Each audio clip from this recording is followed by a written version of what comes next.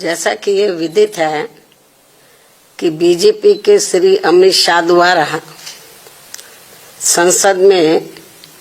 भारतीय संविधान के मूल निर्माता व दलितों एवं अन्य उपेक्षित वर्गों के पूजनीय भगवान व मसीहा परम पूज्य बाबा साहब डॉक्टर भीमराव अम्बेडकर के बारे में जिन शब्दों का इस्तेमाल किया गया है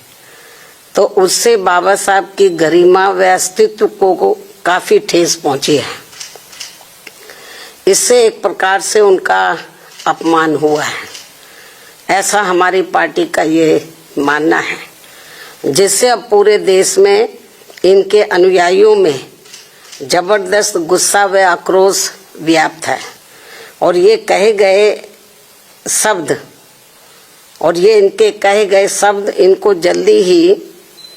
वापस ले लेने चाहिए तथा इसके लिए इनको पश्चाताप भी जरूर करना चाहिए, तो ये बेहतर होगा। वरना इनके अनुयायी इस घटना को कभी भी भुला नहीं पाएंगे तथा ना ही इनको कभी माफ कर पाएंगे। जिस प्रकार से बाबा साहब के प्रति कांग्रेस पार्टी के असंख्य रहे गलत कारनामों को इनके अनुयायी अभी तक भी भुला नहीं पाए हैं और ना ही ये कभी कांग्रेस पार्टी को माफ करने वाले हैं, चाहे ये अपने कितने रंग ढंग व चाल आदि भी क्यों ना बदल लें। इतना ही नहीं बल्कि कांग्रेस पार्टी ने बाबा साहब के देहांत के बाद तो इनके नाम को व संविधान निर्माण में रहे इनके अहम योगदान को भी इतिहास के पन्नों से मिटाने की भी पूरी कोशिश की है। हालांकि अपने इस मकसद में ये पार्टी अब तक जरूर कामयाब हो जाती, ये कांग्रेस पार्टी अब तक जरूर कामयाब हो जाती यदि बाबा साहब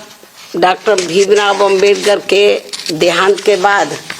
इनके अधूरे रहे कारवा को आगे बढ़ाने के लिए मान्यवर श्री कांशीराम जी अपना पूरा जीवन समर्पित करके वे आगे नहीं आते,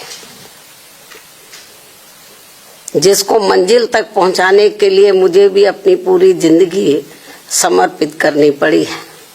इसके साथ ही मान्यवर श्री कांशीराम जी ने बाबा साहब के संघर्ष व इनके कारवा को खत्म करने वाली कांग्रेस पार्टी के सभी साम दाम दंड भेद आदि हथकंडों का मुकाबला करके वे उनसे सावधानी बरतते हुए तब फिर बीएसपी का गठन किया है, जिसे अब कांग्रेस बीजेपी व अन्य सभी जातिवादी एवं संकीर्ण मानसिकता रखने वाली पार्टियां किस्म किस्म के हथकंडे इस्तेमाल करके कमजोर करने में लगी है। जबकि यूपी में 4 बार बीएसपी के नेतृत्व में रही सरकार ने जिस प्रकार से यूपी की राजधानी लखनऊ में व दिल्ली के नजदीक नोएडा में भी बाबा साहब डॉक्टर भीमराव अम्बेडकर के सम्मान में अनेकों भव्य व ऐतिहासिक स्मारक संग्रहालय व स्थल आदि बनाए हैं,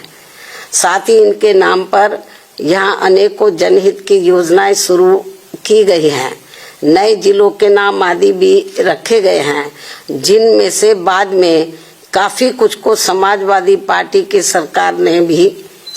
ने बदल भी दिया है, जो इस पार्टी की बाबा साहब के प्रति इनकी नफरत को भी दर्शाता है,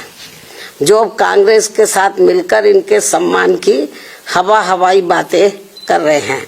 इसी प्रकार इन वर्गों से जुड़े अन्य संतों गुरुओं वे महापुरुषों आदि को भी पूरा आदर सम्मान दिया गया है,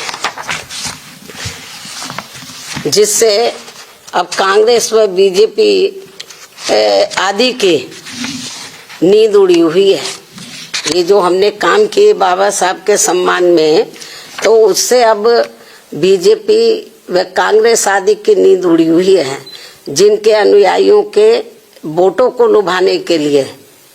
जिनके अब बाबा साहब के जो अनुयायी हैं या अन्य संत गुरु और महापुरुष हुए हैं, उन जो दलित और अन्य पिछड़े वर्ग से ताल्लुक रखते हैं, तो उनके अनुयायियों के वोटों को लुभाने के लिए फिर बीजेपी को भी मजबूर होकर वे अपने दिल पर पत्थर रखकर इनके सम्मान में कुछ कदम भी उठाने पड़े। और अब कांग्रेस पार्टी भी बाबा साहब के दलित व अन्य उपेक्षित वर्गों के वोटों को लुभाने के लिए आए दिन किस्म किस्म की सियासत करने में लगी है। और इसी क्रम में कांग्रेस पार्टी अब इस कोशिश में लगी है